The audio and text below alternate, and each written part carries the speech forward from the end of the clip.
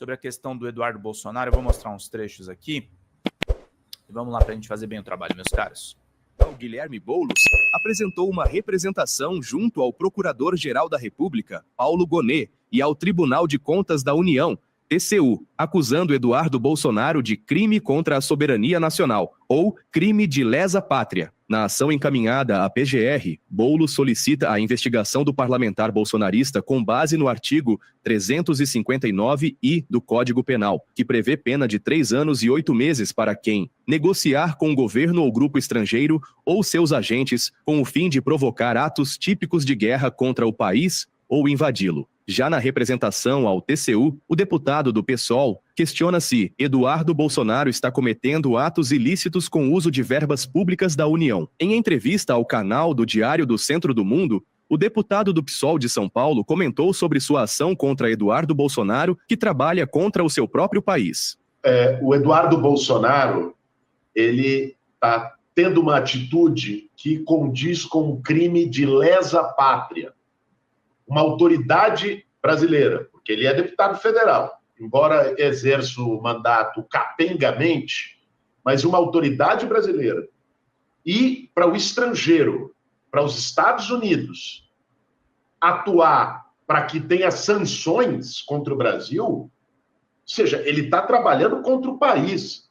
Uhum. E é essa turma, curiosamente, que gosta de se dizer patriota, né? É verdade. Hoje eu fiz um discurso aqui na Câmara dos Deputados, eu estou aqui no meu gabinete agora, apontando justamente essa hipocrisia dos bolsonaristas, que gostam de usar os símbolos nacionais, gostam de mostrar a bandeira do Brasil, de se vestir com as cores da bandeira nacional, que se dizem patriotas, mas que batem continência para a bandeira dos Estados Unidos, vão lá fora implorar, pedir ajuda para o Trump para fazer sanções contra o Brasil, comemoram contra o governo Trump, quando o governo Trump toma medidas protecionistas de aumentar a tarifa que prejudica a economia brasileira. Eles não são patriotas coisa nenhuma. São lambibotas dos Estados Unidos. É isso que essa turma é. Agora, nós não podemos achar isso normal. Até porque isso é crime. Trabalhar contra o país é crime. Conspirar e se articular com autoridades de outros países para prejudicar o seu país, ainda mais quando se é deputado federal e tem que se representar o povo brasileiro, isso é crime. Isso não é apenas um debate político. Por isso que eu acionei a Procuradoria-Geral da República, o Tribunal de Contas da União, para também saber com que dinheiro ele está indo para lá. Bom, se ele foi convidado e pagaram a passagem dele, a estadia dele, ele tem o direito de ir lá. Agora, tem dinheiro público no meio disso? Que aí o negócio vira ainda mais grave. Ele usando o dinheiro do erário público para conspirar contra o Brasil. Então, mandei esse questionamento para o TCU. Não sei quem é que paga as contas dele, não sei quem é que paga as viagens dele. É exatamente por isso que eu mandei esse questionamento, que eu acho que o povo brasileiro precisa saber.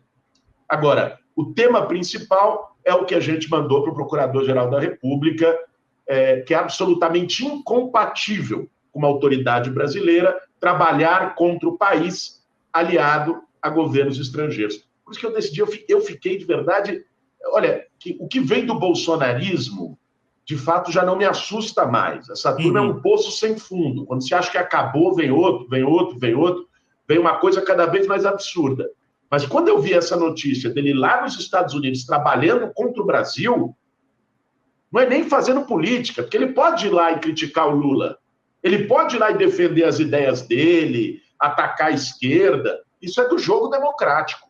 Agora, ele trabalhar contra o país, para que tenham medidas que prejudiquem o país, isso é grave, isso é crime. E eu espero que a PGR tenha celeridade para poder dar a resposta e tomar atitudes a respeito. Desde a posse de Donald Trump como presidente dos Estados Unidos, há apenas 35 dias, Eduardo Bolsonaro já realizou 3 viagens ao país norte-americano. Uma 4ª visita está programada para a próxima semana, durante o período de carnaval no Brasil. Vou pular carnaval nos Estados Unidos, declarou o deputado à BBC News Brasil, evitando explicitar os reais motivos da viagem. o filho do inelegível tem aproveitado o palco internacional para atacar o sistema judiciário de seu próprio país, especialmente direcionando críticas ao ministro Alexandre de Moraes, do Supremo Tribunal Federal. The judicial system has been weaponized, creating an illusion of legality. Desculpa fazer vocês sofrerem com o inglês do Eduardo Bolsonaro, tá, gente? While systematically dismantling democracy from within. And guess who helped found this experiment?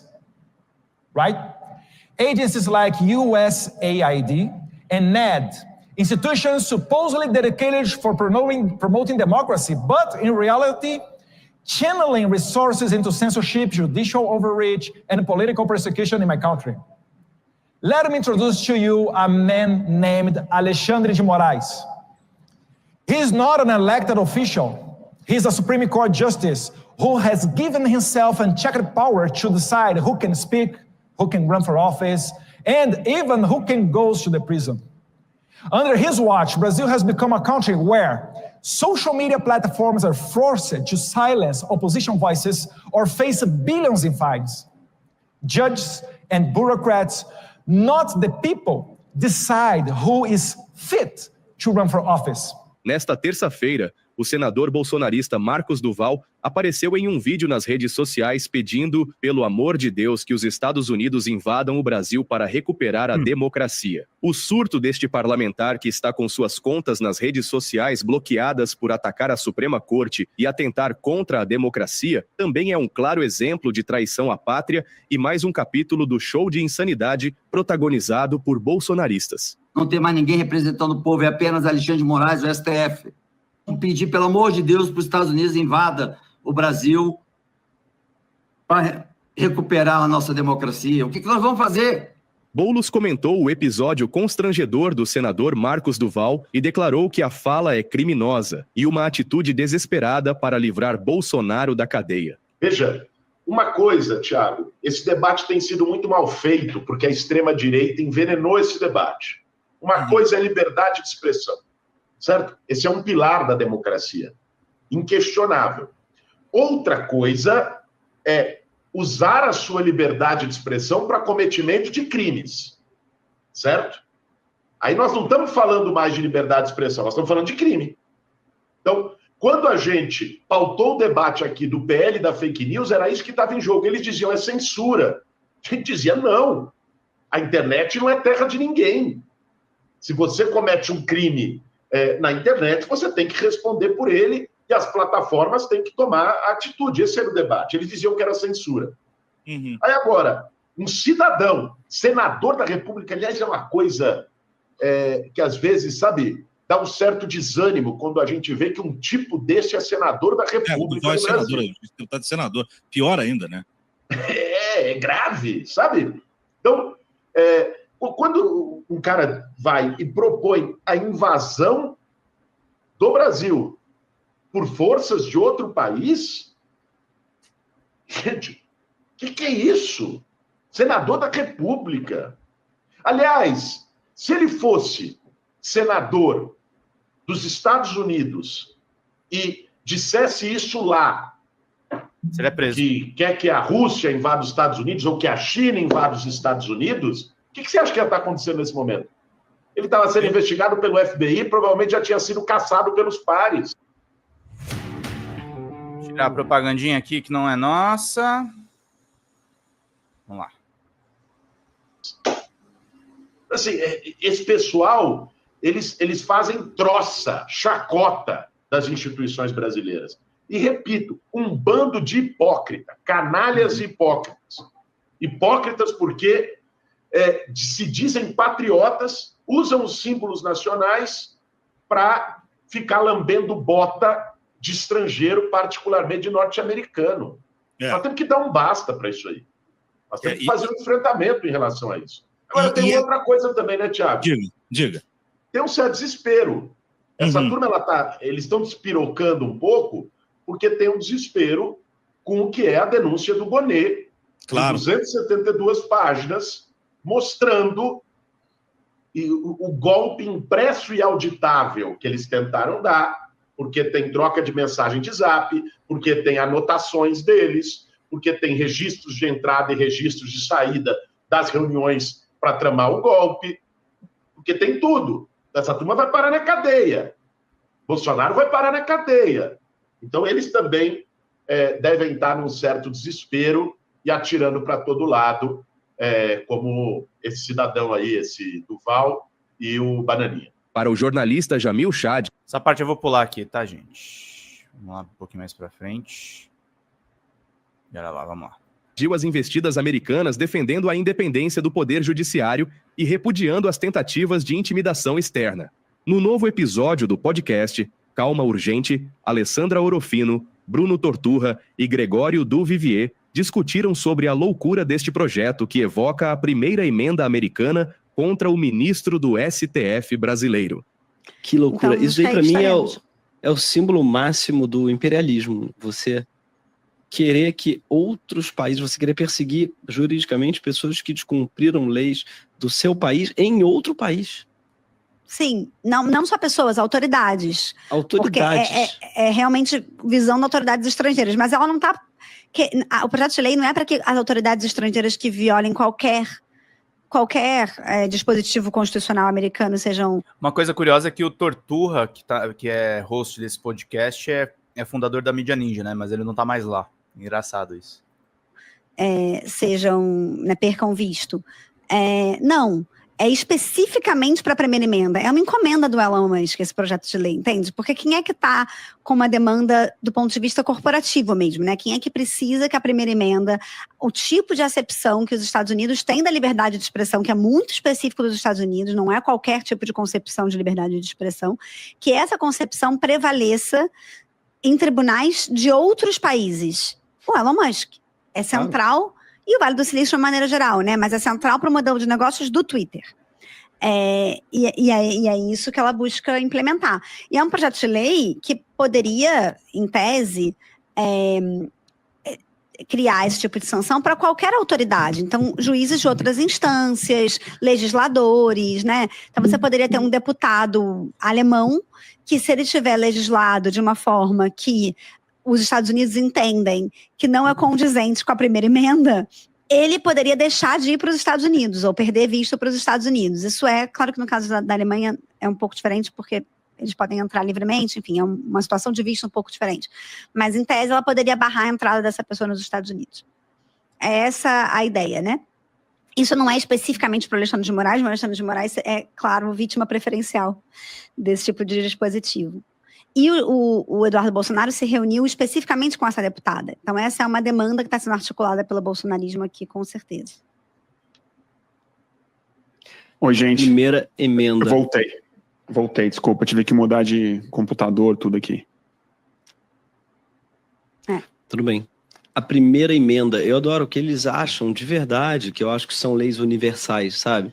E essa é uma das paradas mais doidas de você ser americano, deve ser você achar que o mundo é regido pelas suas leis. Porque eles acham mesmo. Eles acham que a primeira emenda é um negócio universal.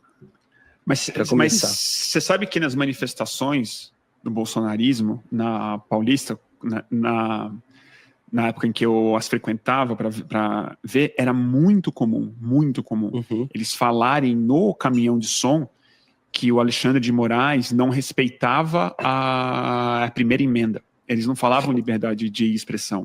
Eles falavam a primeira emenda, e tinha um carro de som especificamente que tinha as duas primeiras emendas dos Estados Unidos estampada no caminhão, que era a primeira emenda de não fará lei para restringir a liberdade de imprensa e tal, e a segunda emenda, que é de fazer milícias e porte de arma, né?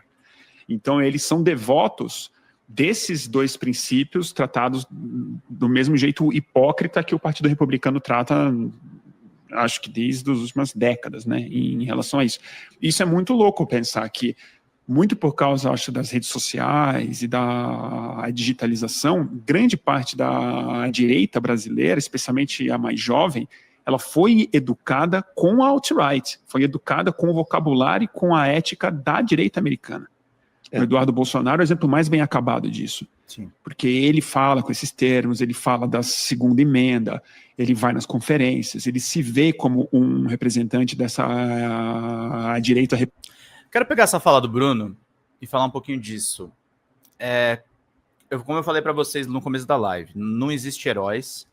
E quando eu cobri o gabinete do ódio do Bolsonaro, eu conversei com muitas pessoas que fizeram parte da campanha do Bolsonaro em 2018. O Eduardo Bolsonaro é o mais perigoso dos filhos. Porque o Carlos é desequilibrado, o Flávio Bolsonaro é um político muito tradicional e o Eduardo é o cara que faz as articulações internacionais do pai. Foi o Eduardo Bolsonaro que apresentou o Olavo de Carvalho pro Jair Bolsonaro. É o Eduardo Bolsonaro agora que está fazendo as articulações com o Milei. É o Eduardo Bolsonaro que agora está conversando com o Trump. Então isso que o Bruno está falando, aliás, mandar um abração para ele, que eu já conversei com ele algumas vezes, é um cara muito legal. Isso endossa o perigo que tá? O Eduardo Bolsonaro é o mais perigoso dos filhos do Bolsonaro. Republicana. O Bolsonaro não, ele vem da AMAN, da escola das Agulhas Negras, ou da outra escola que o general se referia lá. A gente vai ter saudade do Jair, é isso que você está dizendo, Bruno? Pelo menos eles são mais nacionalistas. Não, eu nunca vou ter saudade do Jair, mas eu acho assim, que é uma coisa que eu costumo falar aqui no Calma Urgente. O Jair, ele é anacrônico. O Jair, ele é nostálgico. Mas a direita do Donald Trump, do Elon Musk, a alt-right nova, ela é para o futuro, ela não é para o passado. Eles evocam um passado que nunca houve, mas eles estão numa proposta revolucionária, tecnológica, genética, eles querem uma outra geopolítica. Uhum. O Bolsonaro não. O Bolsonaro ele quer ditadura militar dos anos 70, do começo dos anos 70. Ele ainda está preso no ressentimento que ele tem do Rubens Paiva, gente. Entendeu? O que torna, não é à toa que esse filme é tão importante. Não é à toa que esse filme é tão importante. Por isso que esse Oscar e o filme, a Fernanda Torres, é uma coisa tão importante culturalmente no país. Porque a gente ainda está preso no trauma da Dona Eunice. A gente não está falando do futuro, do século XXI, da implosão demográfica, inteligência artificial. Isso aí é o papo do Elon Musk e dos aceleracionistas. O nosso é tipo trauma da vovó. O desfecho deste embate ainda é incerto, mas já deixa evidente que o Brasil se tornou um campo de batalha geopolítico importante na nova configuração mundial que se desenha a partir do retorno de Donald Trump à Casa Branca. É isso aí, gente. Gosto muito dos materiais da Mídia Ninja, que eles fazem um bom resumo aqui. A gente acompanha tudo que está acompanhando. O que não refresca nada, estamos presos naquela época, sem dúvida nenhuma. Fala, pessoal. Pedro Zambarda aqui com vocês, da Folha Democrata. A Folha Democrata está sob ataque, meus caros. A gente teve a nossa monetização desativada de uma maneira absolutamente arbitrária do YouTube. E para a gente manter as nossas atividades, a gente precisa de um mutirão de Pix de vocês da comunidade, gente, porque a gente fica sem verba para fazer as nossas coberturas básicas, fazer as lives, os cortes, os grupos de WhatsApp, Telegram que a gente pretende criar com essa comunidade maravilhosa. Nós perdemos acesso, por exemplo, vocês que são membros no canal, infelizmente estão com as suas contribuições paralisadas. Então a gente precisa de uma ajuda em massa dessa comunidade para salvar a Folha Democrata, salvar mesmo, gente. A gente precisa novamente da ajuda de vocês, porque ser de esquerda e atuar com essas big techs é realmente muito complicado. Eu conto com vocês, abram um aplicativo do banco, coloca folhademocrata@gmail.com e faça uma contribuição em qualquer valor, em qualquer horário, também nas metas das nossas lives, para a gente manter tudo funcionando. Tá certo, meus queridos e minhas queridas? Obrigado pela atenção de todos vocês. Vida longa e próspera sempre. Vamos combater, vamos manter a Folha Democrata funcionando, porque nós dependemos da comunidade, gente. Até mais. Tchau, tchau.